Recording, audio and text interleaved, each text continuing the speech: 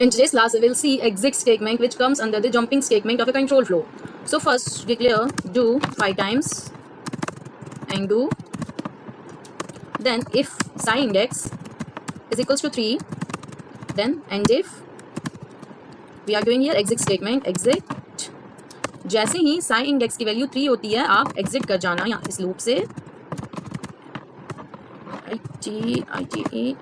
Iteration psi index and do right loop finished. Okay, now first we check,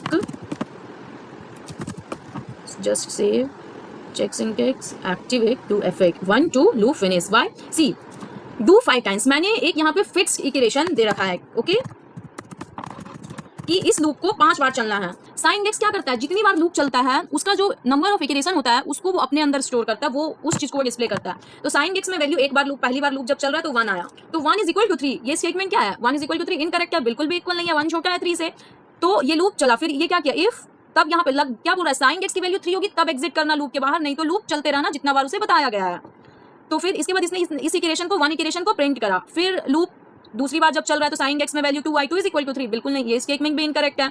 तो इस बार क्या हुआ, इस बार भी इसने इटरेशन को क्या 2 प्रिंट किया। अब जैसे ही साइन इंडेक्स 3 होता है, 3 इज इक्वल टू 3, ये स्टेटमेंट क्या है, बिल्कुल करेक्ट है। तो क्या बोला गया कि जैसे ही sine index 3 is equal to 3 हो जाए तो आप एग्जिट कर जाना। तब ये क्या हुआ, ये एंडू के बाहर आ गया और ये वाली स्टेटमेंट को लूप फिनिश को प्रिंट कर दिया। तो एग्जिट क्या करता है, एग्जिट जैसे ही कंडीशन मीट होता है तो वहां से वो एग्जिट हो जाता है। तो हमने जंपिंग स्टेटमेंट में क्या क्या पढ़ा,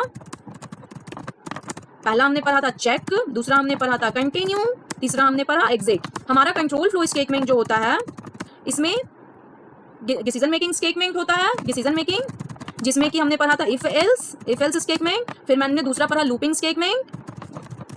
और लूपिंग स्टेटमेंट में हमने क्या पढ़ा, लूपिंग स्टेटमेंट में हमने पढ़ा do loop, while loop, loop act, okay. और फिर हमने पढ़ा जंपिंग स्टेटमेंट, इसमें हमने क्या क्या पढ़ा, इसमें हमने पढ़ा चेक, कंटिन्यू और एग्जिट। तो इतना का आप लोग प्रैक्टिस करना, और इतने ही तरीके के कंट्रोल फ्लो स्टेटमेंट होते हैं हमारे, हम लोग ये सारे को यूज करेंगे अपने रिपोर्ट्स में, देखेंगे कि कैसे हम रिपोर्ट बनाते हैं।